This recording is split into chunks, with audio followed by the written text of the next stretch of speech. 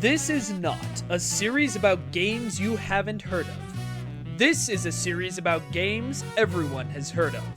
Games that everyone has an opinion on, regardless of whether they've played them or not. Games whose actual qualities have been buried in a narrative, whether good or bad. Games that everyone always makes the exact same comments about. Games that are in desperate need of a second opinion.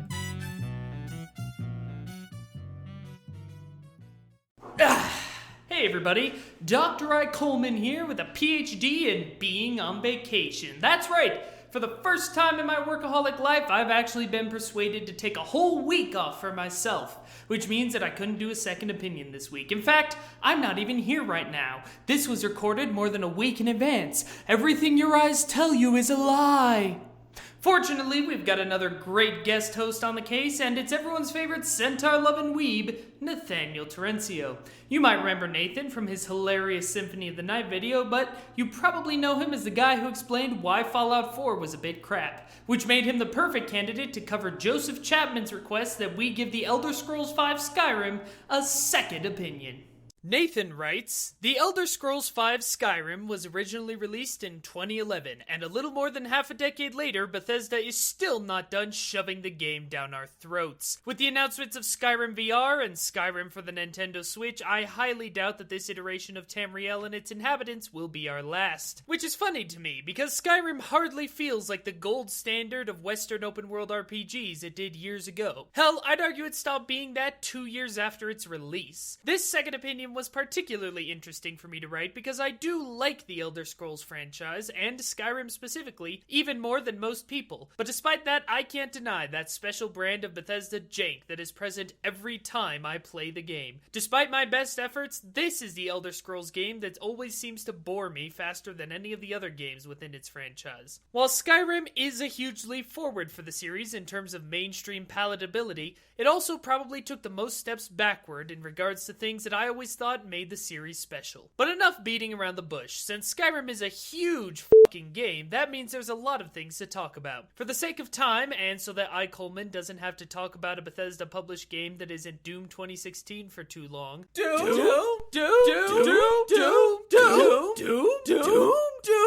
I'll keep my points as short and concise as I can. All games have a beginning, and Skyrim's is pretty awful. Now, I did write an article about this quite a while ago, and this point has been done to death on the internet, but let's hit the high points. Skyrim's opening sequence is not indicative of any of the core pillars of the game's design, those being exploration, world immersion, and role-playing. When you load a new game, you are greeted by an extremely slow-paced cutscene, free only to look around at the poorly aged world. Worse, Skyrim's opening scene is one of the most inconsistent intros in any video game in terms of writing. It somehow manages to be a dull, poorly written exposition dump, and throws around so many terms and character names you've never heard before that it barely manages to explain anything. In most RPGs, I prefer it when characters don't explain everything, because to me, why would a person in this world explain basic knowledge of current events to some random person on the street? It's more immersion breaking than anything. Skyrim's intro, though, doesn't handle exposition or immersion well, doing both sort of half-baked. If you're gonna be vague, then just be vague. If you're gonna bother to explain things, then please, for the love of Talos, explain everything. As the scene continues, you are about to be executed when, boom, dragon appears. Wow, how exciting! Of course, the next 30 minutes of the game are taken up by a very long tutorial rundown, longer than any opening sequence in any other Elder Scrolls game. So far in this opening sequence, we've had a poorly explained background of the world and its current events, and a lengthy linear tutorial sequence, and wait, you're telling me this game is supposed to be about exploration and role-playing? Now, I know this isn't a Skyrim exclusive problem, but the last two Elder Scrolls games only had, at worst, a 15-minute tutorial. And once that was done, you were turned loose in the world to do whatever you wanted. Even after Skyrim's long, drawn-out, over-bloated intro sequence, it didn't feel like the world was this huge sandbox until after you completed some more story quests. Which might not be an issue, except for the fact that those story missions are terrible. This is Skyrim's biggest problem problem, a glaring flaw that can never be fixed by patches, mods, or special editions: the really, really bad main story. If you thought the game's intro broke your immersion into the game's world, the main story is just as bad, if not worse. Skyrim as a game and the Elder Scrolls franchise as a whole are about the freedom to be whoever you want to be in a fantastical world. How you fight,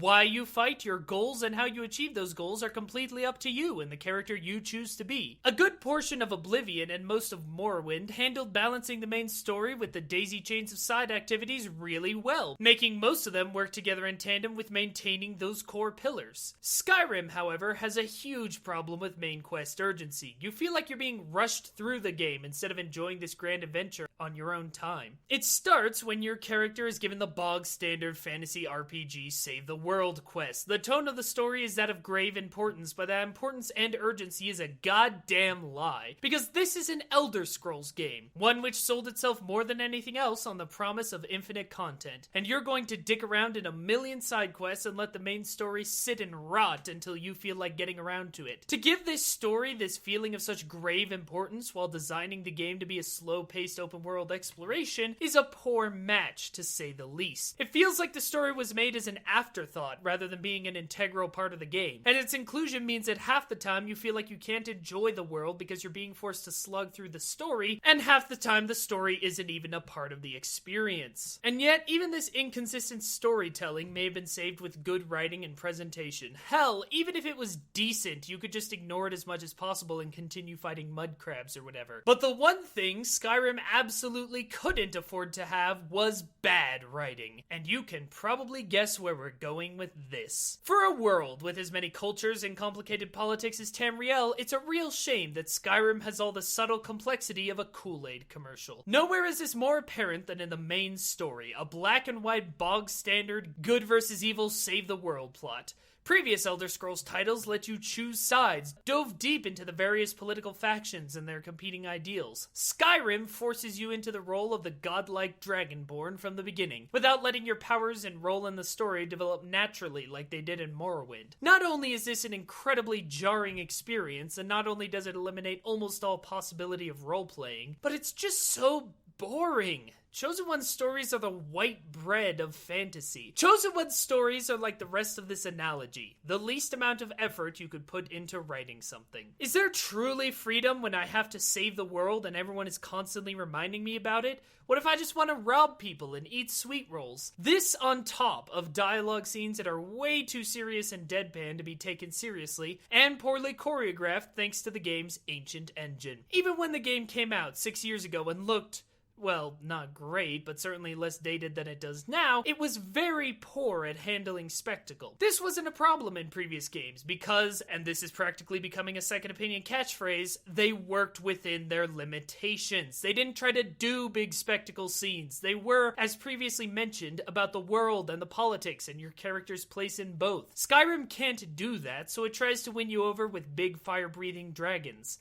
And it fails. So yeah, the main story is forgettable and iterative even by Tolkien-esque fantasy standards, but hey, who cares about the main quest, right? The real joy of these games is the myriad of side quests, and for the most part, the writing is pretty good because it's a more personal perspective that focuses in on the lives of one or two characters at a time. And it's a good thing, too, because the structure of these quests is god-awful. The questing as a whole in Skyrim just feels so by the numbers, and after a while, very predictable. Like No Man's Sky, it confuses having nigh infinite content with having actual variety in the gameplay. And yes, I did just make that comparison. In fact, I think it's that effort to include as much content as they could that so badly hurt the quest structure. See, quests are picked up in the world through a myriad of ways, listening in on a conversation, talking to NPCs, even just randomly walking around. And actually, before I continue, does the fact that you can't opt out of these quests or hide them bother anyone else as much as me? They're forever stuck on your quest tab and you can't do anything about it, so you end up as a level 2000 slayer of all dragons who's constantly getting reminders about that one time you didn't pick 6 apples for somebody. Anyway, a lot of these quests start off strong with very good intro dialogue and premises that do a pretty good job of getting you interested in the quest, but every single Skyrim quest inevitably ends the same way. Kill stuff in a dungeon. Oh, but wait, sometimes you get to kill stuff in the open world. Yay! This is the single reason that no matter how many times I play Skyrim, I always get bored with it after a few hours. The quests always end in a dungeon run, and it always feels like the lazy, originality-starved design choice it is. But like everything else in Skyrim, it couldn't stop there, oh no. Not only does every dungeon play out the exact same way, but many of the locations are reused several times. Or at the very least, all look the same because there's only so many ways Bethesda's garbage engine can render a cave full of Draugr. They lack any kind of creativity. How long can you really explore the same Daedric, Dwemer, and Nordic ruins until you want to jump off a cliff? It's painful to have to go through what looks to be a really interesting quest with a cool plot, only to realize that the last part of it is to get an object at the end of a dungeon. This is such a departure from Oblivion, and especially Morrowind, where dungeons at the end of quests were the exception, not the norm. Now, to be fair, there are a few notable exceptions to these types of quests in Skyrim, like the Thieves Guild questline and several Daedric Prince quests, but even those fall victim to the same type of rinse and repeat type structure that plagues the rest of the game. But, you say, what's wrong with a focus on combat? There's plenty of games where all you do is fight people. Well, the difference between Skyrim and a combat-driven RPG like Devil May Cry is that the combat in Skyrim is boring and terrible. Sure, combat has always been the Elder Scrolls franchise's weak point, which is why previous games were smart enough to shy away from it, but despite marginal improvements, Skyrim's fights are still weightless and clunky, with animations for melee weapons that look wonky at best. Most, if not all, early game combat encounters just feel like a war of attrition, and while many will argue that the stamina system, light and heavy attacks, and stealth add depth, it's still like going from a plastic pool in the backyard to a public kiddie pool. Sure, these are all now things you can do,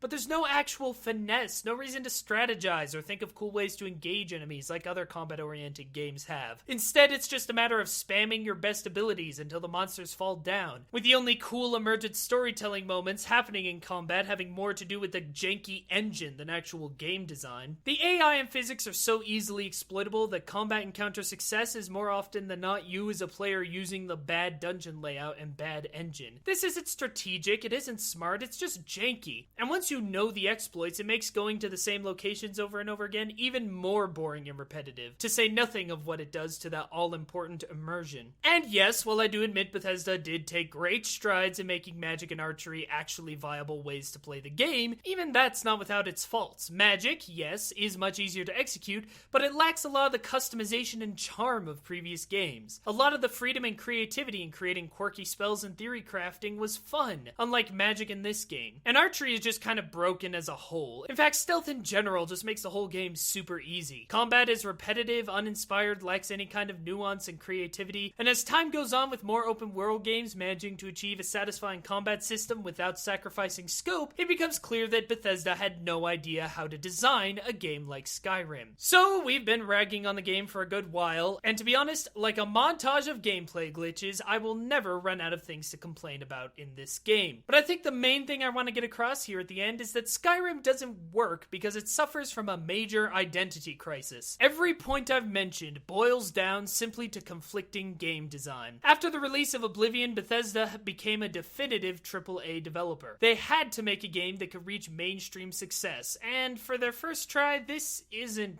bad. Streamlining or making a game palatable to a wider audience isn't necessarily bad as long as you make the necessary design decisions to make it work, and Skyrim did not. Does it want to be a power fantasy action adventure? The quest design and story pacing would seem to suggest so, but that's completely at odds with the slow burn progression and wonky war of attrition combat. The game encourages you to roleplay, but also forces you to be the Dragonborn. Although, hey, at least it's more freedom than you'll get in Fallout 4. Games are more than the sum total of their parts, and game design is about making sure all the different wheels in a game, story, combat, exploration, graphics, are working together like clockwork. Skyrim is like if you took all those wheels, cogs, and gears, threw them haphazardly into a big pile, and then peed on it. It may have left its mark on gaming, but only because of the massive hype that surrounds any Elder Scrolls game or general Bethesda product. In a time where we're absolutely drowning in thousands of open world titles, many of which take the ideas presented in Skyrim and make them better than Bethesda ever could, why would you ever bother playing such a janky pile of rust and pee? And sure, Todd, you can play as Link now, but newsflash, you could do that forever, using the mods that we're not going to fucking pay for. Skyrim? Boring, bland, poorly designed? It's more likely than you think, and that is our professional opinion. Now, if you'll excuse me, my sunglasses, and these jorts are heading to the sunny beaches of Colorado. See ya, suckers! Oh, and regarding the jorts, not a joke. Thanks for watching this episode of Second Opinion. If you have a game you think needs a second opinion, be sure to let me know in the comments. There's a good chance your idea will be covered on the show. New episodes go up every Friday night. If you want to see more work from me and the rest of the talented Hey Poor Player team, be sure to subscribe, follow us on Twitter, or check out HeyPoorPlayer.com, where I do a lot of reviews. If you know someone you think would like the show, please tweet about it, share it on Facebook, or just spread the word. Every extra review proves the show is viable and ensures that I can make more episodes. Until then, stay professional, stay opinionated.